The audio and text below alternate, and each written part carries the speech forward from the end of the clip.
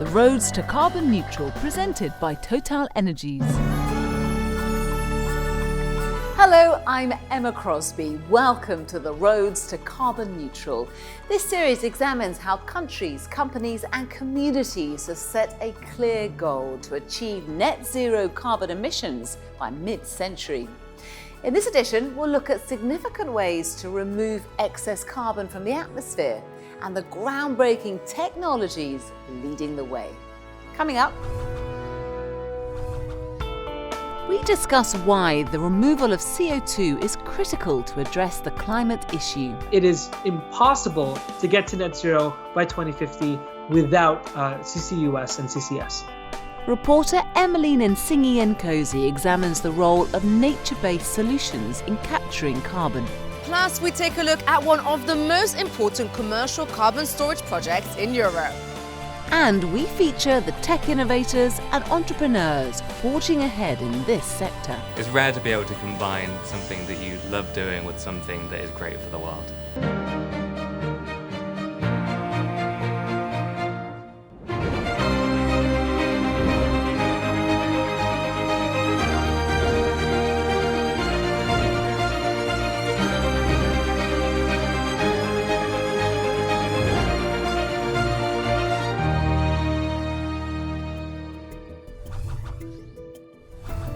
To begin, let's examine the current role of carbon capture within the energy sector. We'll hear from business leaders and academics on why carbon capture is part of the response to global warming. The Industrial Revolution transformed economies that had been based on agriculture into economies based on large-scale industry and mechanized manufacturing. Some 375 billion tons of carbon have been emitted by humans into the atmosphere since then. The steady increase in CO2 in our atmosphere due to human activity is damaging our ecosystem. Therefore, the focus is on how to avoid emissions from the outset, to reduce what's emitted through better practices, and finally compensate what's being released via carbon capture. The quantity of carbon that is moving around in these cycles is huge, many hundreds of millions of tons. The anthropogenic or the human contribution to this system, it's actually a relatively small fraction. But the issue is that over time, the human contribution to this system, it builds up and thus is sufficient to destabilize that system. And that's why we're in the sort of quandary that we're in today. The carbon cycle consists of sources which emit CO2 into the air and carbon sinks which extract CO2. Oceans and forests absorb CO2 naturally, but since the industrial age, an imbalance has been created. Burning petrol, coal and gas adds about 43 billion tons of CO2 a year into our atmosphere. The CO2 which isn't absorbed gets trapped in the atmosphere, and this heats up our planet.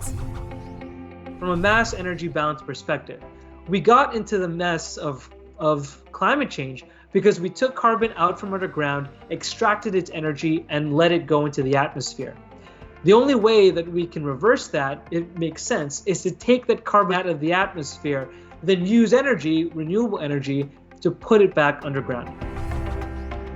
There are three main methods currently being used to capture carbon emissions. Through carbon capture and storage, also known as CCS. The process of capturing CO2 at the source, for example within the emitting plants, and transporting it to a storage site where it will not enter the atmosphere. Through carbon capture and utilization, this time to recycle the CO2 for further usage. Or by accelerating nature-based solutions through reforestation can be very effective. Carbon capture, utilization, and storage has seen tremendous growth over the past few years. A lot of this is driven in part, of course, by the need to get to net zero by 2050, but also because of the realization that even if we were to go to 100% renewable electricity tomorrow, we would not be able to completely decarbonize our society. In 2020 alone, 40 million tons of CO2 were captured from power and industrial facilities. This is 1,000 times less, though, than what we emit today. CCS can remove 90 to 95% of an industrial facility's emissions. According to the International Energy Agency, this method could reduce greenhouse gas emissions worldwide by up to 14% by 2050. Globally, the goal by 2050 is to capture approximately 7,600 million tonnes of CO2 to keep global warming below 2 degrees Celsius. In comparison to what can be captured today, we have a long way to go. By the time we get to 2050, we will need CCS to remove the equivalent of between 10 and 20% of the world's carbon emissions. The CCS industry will need to get over 100 times bigger over the next 3 decades. And you can see the scale of that challenge. It's absolutely huge, but it also represents a really massive opportunity for investment and growth for the companies that are involved. Today's technology has improved efficiencies. CCS is still used to reduce greenhouse gas emissions by capturing CO2 directly at gas processing facilities and at power plants. CO2 can be captured from where it was produced using a liquid solvent or other separation methods. After capture, carbon dioxide is compressed and then transported via ship or in a pipeline to sit where it's injected underground for permanent storage. Or the CO2 is sunk to under 3,500 meters under the ocean. The fundamental technology concepts that underpin CCS, they're actually incredibly mature. These ideas have been deployed around the world in a commercial context for example, fertilizer industry, natural gas production. Today, I think in the US, there's something like 60 million tons of CO2 being moved around. And this is transported via something like 7,000 miles of pipelines. A lot of people will say, is this safe? Will CO2 go back in the atmosphere? Well, think about how much effort we put into drilling down into these depleted oil wells or these saline aquifers that are rock hard and have stored these things for millions of years. It makes a lot of sense that they will be secure and stable if we were to put carbon dioxide back in there. CO2 transport by ship, that is also an interesting part because some countries have a lot of storage capacity, but they have very few emission sources like Norway. And then you've got countries with a lot of industry, but no storage possibilities like Germany. And so likely we will see in the future much more transport between countries from emission sources to storage. This sector is still in its infancy and not yet used on a commercial scale. Today, there are fewer than 25 CCUS facilities in operation around the world, not enough to capture the upcoming amounts needed.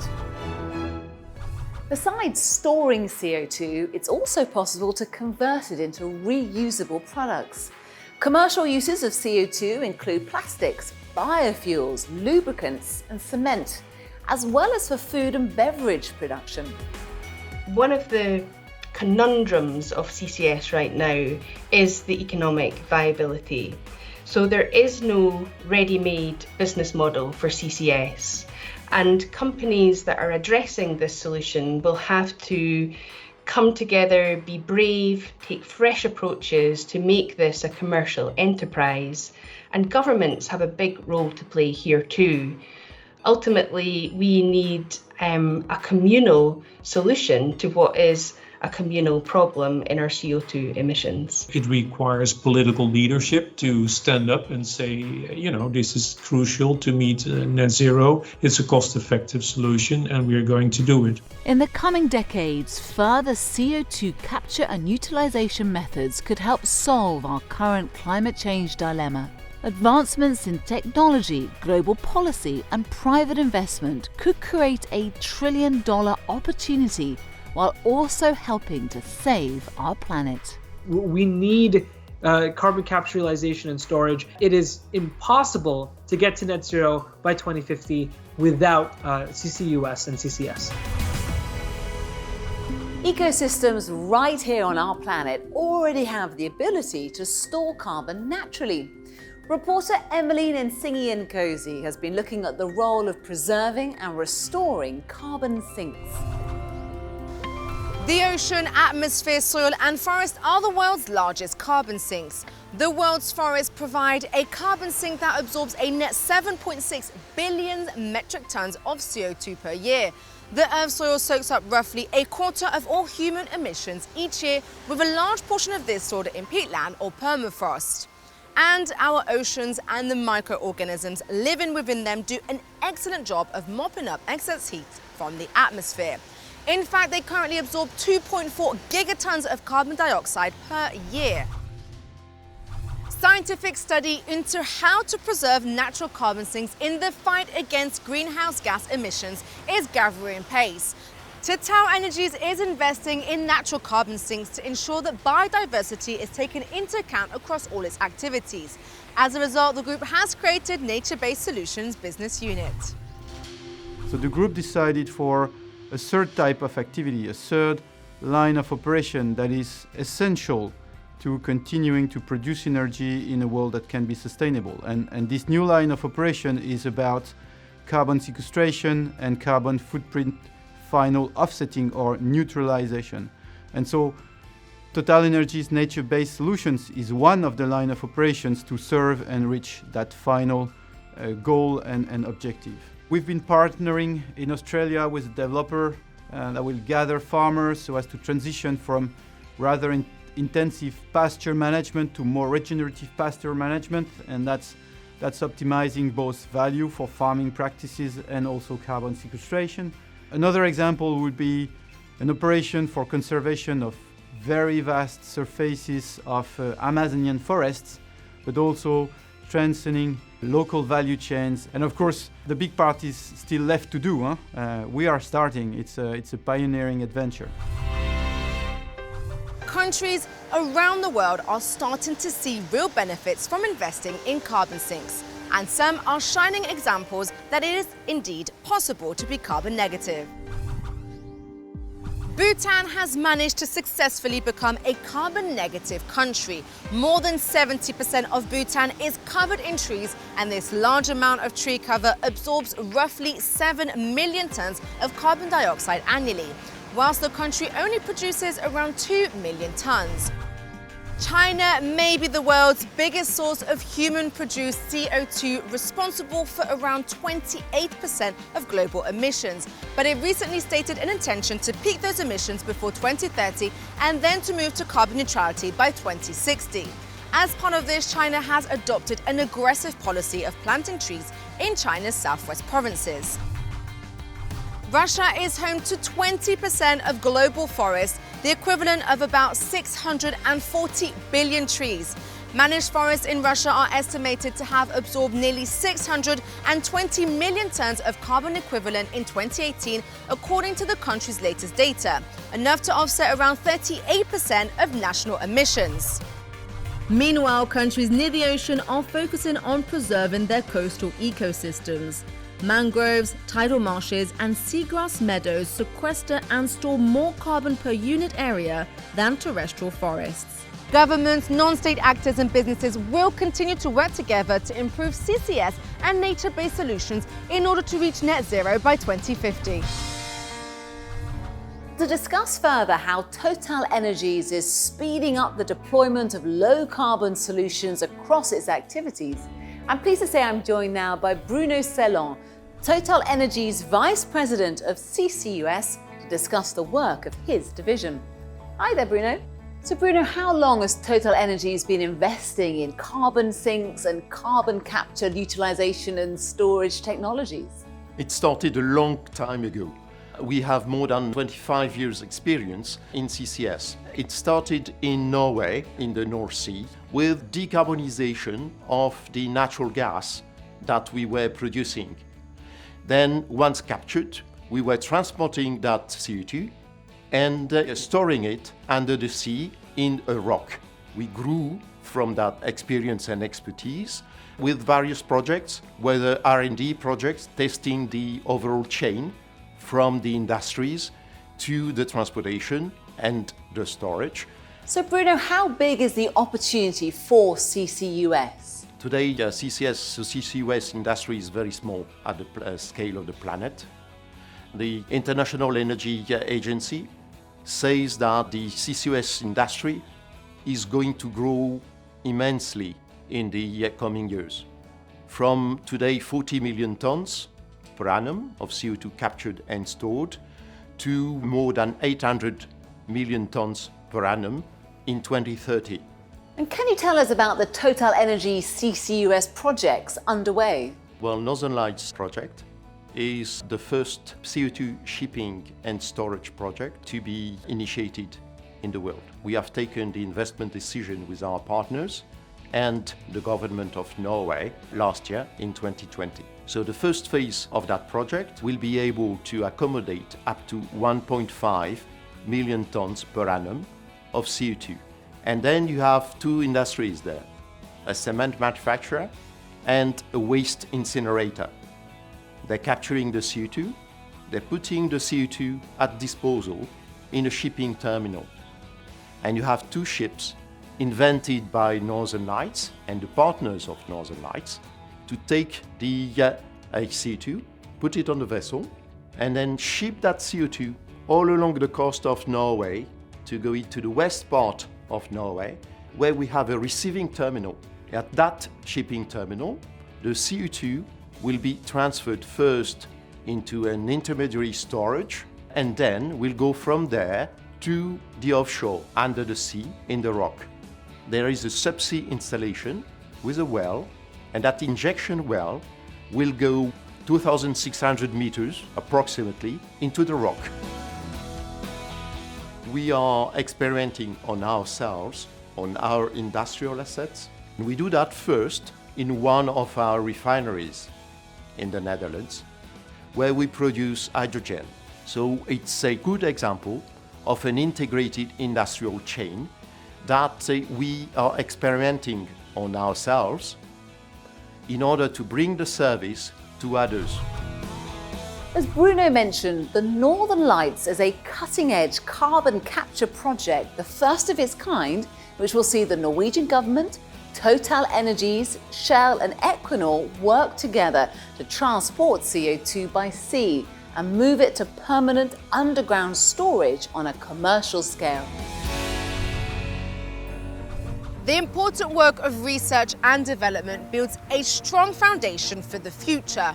As we work towards bringing breakthrough technology to mass scale, most countries and businesses are taking action now to curb CO2 release into our atmosphere by putting a price on carbon emissions. In a country-by-country breakdown, China, the United States and India combined are responsible for more than half of all carbon emissions. It wasn't until 2021 that China launched an official national emissions trading scheme. Finland was ahead of the curve, the first to introduce the carbon tax in 1990. Two countries reinvest the tax into their citizens. Canada have implemented that 90% of carbon tax revenue is to be returned to residents. And in Switzerland, 2/3 of all carbon tax revenues are reimbursed to consumers via a health insurance rebate. Corporations are taking responsibility too. A survey of close to 6,000 large businesses revealed that more than 1/3 are using an internal carbon price or are planning to implement one by 2023. In 2015, TotalEnergies and 5 other leading energy companies called on the international community to implement carbon pricing mechanisms. Ultimately, a price on carbon aims to reflect its economic cost. The money generated can be reinvested into people and used to stimulate innovation in the growth of clean technologies. As we've seen, capturing carbon dioxide is a major weapon in the fight against climate change. Innovation and R&D is advancing breakthrough technologies in this space. TotalEnergies wants to be at the forefront of this in 2 ways. Firstly, through the work of its own research and development team, and secondly, by supporting a growing number of smaller companies who make it their business to clean up emissions.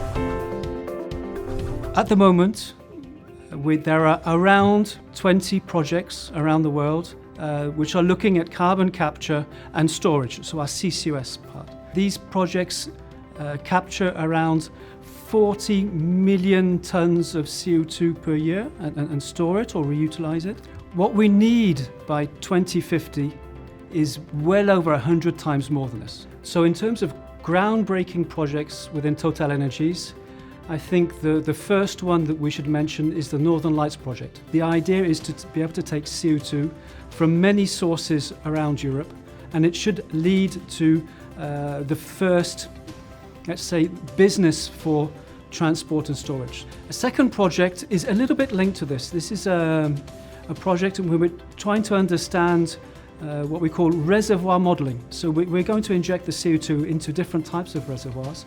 We have to be able to understand these reservoirs. Remember, these are deep underground, 1 kilometer underground. What we need now are simulation tools specific for CO2. This partnership is with the University of Stanford in the US and Lawrence Livermore National Laboratories. The third project that I think we've done very well is working with a Canadian startup called Svante. Svante have developed technology to capture the CO2. We know how to capture CO2 from a flue gas, from a source, since the 1970s, so for over 50 years. We've been injecting CO2 underground for 40 years, since the 1980s. We have had large-scale projects in the North Sea since the early 2000s. So this technology, to a large extent, isn't new. However, what we do know is that it is expensive. And if we want to move forward in a sustainable society, we have to try and find technologies which are cheaper than they are now. Also, more and more companies are seeing that they need to be sustainable. One of the ways is, of course, to capture. TotalEnergies is fully integrating the climate challenge into its strategy. The group's investment arm, TotalEnergies Ventures, is focused entirely on assisting small businesses. It's increased its funding capacity to $400 million per year by 2025. One of its managing directors, Cindy Choi, explains further. So TotalEnergies Ventures has 3 key criteria when we look at new investments. 1 is financial return, 2 is strategic relevance, and the 3rd is carbon neutrality. So specifically, in the carbon neutrality side, we are looking at technologies in carbon recycling. Specifically, carbon recycling is using industrial waste gases and finding a new value stream for them. It could be protein, for example, it could be a bioplastic, it could be something that could be like a biostimulant for the soil. While the road to carbon neutrality is long and some technologies will take some time to get there in terms of cost competitiveness, we are really excited about some carbon technologies that are a little bit further out in terms of TRL, technology readiness level. So they're in the later stages, they are closer to industrialization and scale, and we think that can make an impact in the closer term, let's call it in the next 1 to 3 years. Global demand for cement is growing exponentially. It's second only to the demand for water. Solidia has developed a cement production process not only emitting less CO2, but also using CO2 as an input. The global cement industry faces a major carbon dioxide problem. Specifically, about 4 billion tons of cement are produced globally. For every ton of cement produced, 0.9 tons of CO2 are also produced. And Solidia, a startup company we invested in, is one of the potential ways to improve this problem. What Solidia does is they have a cement production process that is 30 to 40% less in terms of greenhouse gas emissions, and they also use CO2 to combine with the materials for hardening, and thus is essentially a permanent storage for carbon. Deep Branch transforms carbon dioxide with the hydrogen gas feedstock through a microbial fermentation process to make a sustainable protein. Founded in 2018, the company is a fast-growing startup operating in both the UK and the Netherlands. Deep Branch aims to create a high-value protein ingredient for animal feed, and we're going to do it in a way that reduces greenhouse gas emissions. The process is actually pretty simple. We take gaseous feedstocks of hydrogen, which is the energy for the bacteria, and carbon dioxide, which is fixed into proteins, and just simple salt solutions. And the bacteria is essentially a factory for making protein out of those ingredients. The secret sauce of it is really the microorganism. It's a very rare microorganism that can use carbon dioxide and fix it in the same way that plants do. And it uses the hydrogen gas as an energy, which is the really unique thing there. Instead of using sunlight for energy, it uses the hydrogen. So far, the protein produced by Deep Branch is used as animal feedstocks for the fish and poultry industries. Bacteria is grown in a bioreactor, which is essentially some salty water which we bubble gases through hydrogen and carbon dioxide. Then the challenge is to separate the bacteria out from that liquid. So we have some liquid and then some bacterial pellet there. Then we need to turn that pellet into a powder form by drying it out. Then we send the powder to the feed manufacturers who combine it with lots of other ingredients to make some pellets which are eventually fed to the animal. Deep Branch connects directly to a source of CO2 at Drax, a UK power plant, which plans to switch from coal to biomass electricity generation. With a facility on site, Deep Branch proves wherever there are CO2 emissions, their business model has a place. It's rare to be able to combine something that you love doing with something that is great for the world. TotalEnergies Ventures is not just capital, we are also embracing them from all angles. So one, in terms of our engineering support, in terms of our expertise and knowledge, perhaps on the feedstock and gases, also in terms of providing sites. So for Deep Branch, they are looking for sites where they could put their next big commercial plant. So we are in discussions with Deep Branch and how to help them accelerate their commercialization. TotalEnergies is working with companies like Solidia and Deep Branch to cement a net zero future where sustainability is business as usual. Well, that's all we've got time for. As we've seen, carbon capture has a significant role to play when it comes to achieving net zero carbon emissions by 2050. If you'd like to find out more, please visit roadtocarbonneutral.com. Thank you for watching, and goodbye.